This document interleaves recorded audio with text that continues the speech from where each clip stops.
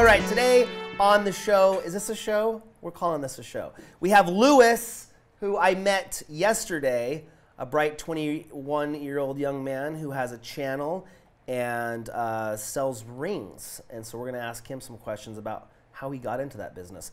How did you hear about YouTube? Do you remember the very first YouTube video you ever watched? The very first YouTube video I ever watched was, I think it was a Rooster Teeth video called Red versus Blue. It's like Machinima, where they make videos in Halo. Yep, I remember that. Is Rooster Teeth still around? They are, aren't they? Yeah, they just got bought by Fullscreen like a year ago or something like that. So they're Fullscreen just sold, didn't they? I think so. Fullscreen. Yeah. Because George Strombolis just left. He stepped down as the CEO. I didn't read the article. Anyways, how old were you when you saw that? I would have been in, I think I was in around 5th grade, so 11. Wow. Did you have a desktop computer? What were you watching? Yeah, we had a desktop. In your house? Yeah. I remember when we got the internet for the very first time, and I was like 15, and I remember my mom hooking up like a chat room, and it was like the dial-up, and then we got in this chat. This is my very first experience on the internet. Anyways, we got in this chat room, and people started asking weird questions, and my mom's like, maybe you should get off of that. So what made you decide to make YouTube videos? So I went about it a little different way. So I do the business aspect behind the channel. I run like our e-commerce operations and the employees. I'm the business manager. So I had a friend in high school who he really loved to make things like those like maker fairs and stuff. And so he bought carbon fiber because he wanted to do a Kickstarter, and he knew carbon fiber. This was like 2015. He knew that was like the new hip thing on Kickstarter. And so he bought it and started making rings. And then fast forward, like some college stuff, you know, went to school for a little while, left. He had grown this small audience that was paying him to make them custom rings based on just Instagram posts. And then from that, he started making YouTube videos. And then fast forward another year, it was starting to really take off. And so I left school to help manage the business side of the channel. Wow. So who were some of the early YouTubers that you watched? How did you find out that you could have a business on YouTube? So I watched I was a really big Rooster Teeth fan growing up, just because that was kind of what got me into it. And so I went from there into like Achievement Hunter, and they do a lot of like Let's Play videos. Okay. And then after that, I watched a lot of music YouTubers actually, and I'm struggling to come up with names in years and like what orders, but I remember there were like bands I liked, like punk rock bands where the frontman would have like a vlog channel, and it wouldn't. And so I just kept seeing that, and I was like, well, if all these people are doing it, it must be worth something. And then in college, I was starting to really pay attention. I was seeing like, you'd see like Rooster Teeth videos and like Philip DeFranco and all these guys, and they're making they have these brand deals with hundreds of thousands of views, and I was like, that's got to be worth something, you know? Like people must be making money. It stuck around for so long, you know? So I heard recently that millennials are, you know, the kids that are in this generation, the #1 job that they want when they grow up is to be a YouTuber. Would you say that's true?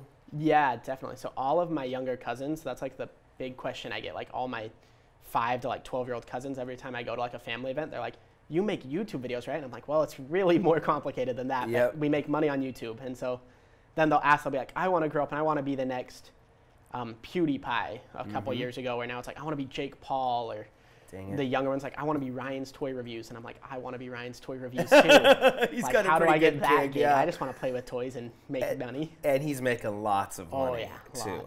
It's always interesting to me when people are still saying, and I think it's common knowledge, but you know, people at these conventions, like you'll see kids' parents will come up and be like, you can make money on the internet? And it's like, yeah, there's some people making life-changing money on the internet. So what is your advice? How long have you been doing this? You've been doing this for... I've been deep into it for about 14 months.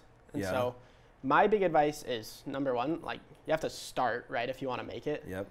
But the other thing is you need to learn how to look at it kind of from that monetization aspect of, it's not like, it's cool to go make videos and have fun making them, but if you're not figuring out how you're going to make money, it's kind of becomes quickly, you lose the passion for it, because it's just another chore that like, you're like, oh, it's fun, but I have my 9-to-5 job, or I have to go to school and then football practice. And so I think it's looking at all the different ways to do that and figure out which avenues you want to pursue so that you can make it worth your while. How do you do that though? Because I remember early, and you hear a lot of these creators will say from stage, like, make videos that you love and then the money will come. So how do you find that like middle ground where you actually like what you're doing, but you also have a monetization, plan? You have streams of revenue, ideas that are coming in. Well, I think obviously you want to do what you love, because if you don't do what you love, you're not going to have the passion and you're not going to make quality content, and then you're never going to get the views. People are going to see through that, right? That's not right. You're pretty transparent on the internet, and like people are going to figure out that you hate what you're doing, and they're going to be like, oh, well, why would I watch that? I want to watch some guy who's really passionate about it. Likes what they like, yeah. But there's a lot of things, like a lot of basic marketing practices. So you can look at, AdSense is great, but if your scale's not there, but then you have all these other things. You have Patreon, where you can, if you have like 10 really loyal fans, you can start making a little bit of money a month, and then you can start selling t-shirts, and especially with like the e-commerce side, where everyone wants to sell merch, but so many people just throw up. They go, I'm going to throw up a store on Spreadshirt, and then all we're going to do is we're going to mention it in every other video, throw a link in the description, we're going to make all this money. And then they go, well, wait, I'm not making that much money off my t-shirts, but people are out here saying Jake Paul and Logan Paul are making $10 million a year off merch sales, or Tanner Fox is making $6 million a year. Like, why am I not getting it? And it's because you have to kind of learn that e-commerce, like marketing, general good business practice side. And that takes work, but there's a few things you can do, like 200 viewers going to a website. If your website's well designed instead of Spreadshirt, so it looks custom and unique, and then you're doing little things like marketing funnels, so they get on and you say you're going to give them free shipping if they give you their email address. And then every time you release a new shirt, you can send them an email that says, hey, look, I just made this new shirt. I'd love it if you'd check it out. And so there's a lot of things like that I think people just need to take time to learn. And then as the audience grows, they can look at the more traditional, like AdSense, and then what Social Bluebook's really good at is helping get people brand deals and learning how to price and negotiate those. Yeah. Do you use Facebook? How often do you guys put your stuff on Facebook? Facebook, we have kind of like a love-hate relationship, and it's mainly because we don't make our content just for Facebook, and it gets really hard sometimes because we've noticed that people don't want to watch the long-form content as much on Facebook. So we put a video up and it'll get 20,000 views on Facebook or something. We're like, oh, that's really cool. And then we'll get the stats like, oh, the average watch time was 45 seconds. That's like, what's the point? Like, people obviously don't care. But we still try to post really regularly, and especially for like the text aspect. Yeah. And then because we do run now, we're a large-scale e-commerce company now. We do 7 figures in revenue. So we do run a lot of traditional advertisements. Right. But we definitely don't use Facebook as much as a lot of the other creators. So explain your content. You make videos of the rings being manufactured? Yeah. And so our founder, CEO, head designer, his name's Patrick. Okay. He makes, it's about... Is this the guy that invested in the carbon fiber? Yeah. Okay. Yeah, so he makes a video. It's about once a week. We're not super scheduled with our content. We'd rather put out really good videos and have them a little less scheduled. Right. And so he will design a new ring, and sometimes it's not even a ring that's going up on the site, but it just shows kind of like the passion, how much work it takes, and how cool you can make things. And then it's all kind of just soft marketing pushes of like, well, if you like this, you can go check out our website. And then from there, there's all that fancy marketing stuff. So what did you go to college for? I was majoring in, it's called biochemical physics, which is just, it sounds really fancy, but it's an undergraduate physics degree, and you're pre-med, so you have to take a whole bunch of biology and chemistry extra. So then how did you get into Facebook or marketing these rings? You just... I was just kind of like, so I worked at this place in Utah. It's called the Utah Center for Advanced Imaging Research. And I had been doing like conferences for them, like going and presenting research on, I designed this, it's basically like fake tissue you use in an MRI. And so I just designed that, and I was like, oh, I hate this. Like, I love like the math and like the learning part, but I was like, I hate the actual work. And then my friend Patrick had been giving me all these random like jobs. He's like, hey, like you took digital media class with me in high school.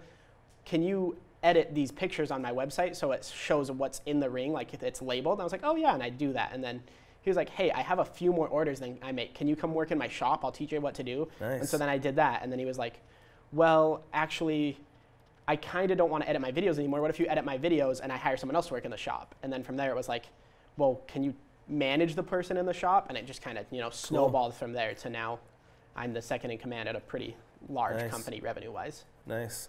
That's what I love about YouTube is you start, like, I've experienced that over the years, is just you make friends that help you at first, and then they end up working together, and then it's like you're working with people you know and you love. I just had this question about like printing tissue. Do you think we'll be able to like print hearts and livers and stuff like that in the future? Have you been in that industry a little bit? I've never, so I did imaging research, so I never did any of that, but I think at the time there were some papers coming out where they had just like printed kidneys for pigs or cows. And so I think eventually, I think it's probably one of those things where it's even possible, probably now, it's just cost, you know, how to get the technology to the point where it's cheap enough that it's cost effective. It's so cool to me. Like, it's magic. Oh, yeah. It's literal magic. Like, imagine, like, just that we could print a liver or a heart. I mean, YouTube is magic to me. Like, this communication tool, these cameras, this internet, these microphones that have enabled us to all see each other, and the exponential growth of communication and knowledge is scary almost. Like, if you see this, the eventual end of this, we will, I believe, and this is not talking about tools for YouTubers, but I think death will become an elective procedure. It's like you can print a new heart. You could live 300 years if you wanted, because of these tools, because of this knowledge. And I would just use that as motivation to anybody watching this. There's amazing things happening, and all you have to do is find a part of it that you like and that you enjoy, and you can be anxiously engaged in, and you'll make money. Yeah. And all of the details will fall into place as you, you know, go on this journey. Like, you didn't know that you were going to be the second in command at this place. You were just helping edit pictures, but eventually you have this great opportunity, and that opportunity leads to more opportunities where you get the biggest opportunity, which is to be here with me to know. Oh no, it is. I've been looking forward to it. It's been my dream, actually. But yeah, it's like, because like I started out and I made less than I did at my research job, and that's like a research internship. So like I was lucky to be paid, but I was making $10 an hour, and I was like, well, at least it's fun. Like, I literally left school because I was gonna have to get a student loan, and I was like, well, why would I get a student loan to do something that I already hate? Like, what if, is this like one of those things where I'm gonna wake up in 10 years and be like, well, this is it. Like, it's time to like kill myself because I hate my job, and cool, I make good money, I'm a PhD, but I hate waking up every day. And I was like, I don't want to be there. That seems like a common theme among people in the YouTube industry, is that they hated what they did before and they wanted to find something or find a way to be able to do what they loved and make money, because we all got to make money to buy the crap that we need to survive. I hate money just because I think I mean, we all need it, right? But there's a point where it's just like, what's the real motivation behind what you're doing, you know? So, I mean, money is I don't mean to say I hate money, but anyways, it shouldn't be your main motivation, right? Okay, cool. Well, Lewis, I keep wanting to look at this camera. You guys check out Lewis's channel. I'm going to be shopping for rings soon on their website. And dude, you're a smart kid. We met yesterday and just started chatting, and right away I was like, this kid is witty. So it's good to meet you, and I'll be following you. Thank you. And your stuff. You guys go subscribe to this guy and get yourself a ring. Any last things you want to add? Yeah, just so the channel, it's called Patch Cadet Designs, and then you can find me if you want to learn about business stuff. I'm in the sidebar on that channel with a separate channel to teach about business stuff. Do you have social media? Do you have a Twitter and stuff like that? Yeah, so you can follow me on Twitter and Instagram, LewisWF. Okay, check the video description link below. We'll put links to all of his stuff.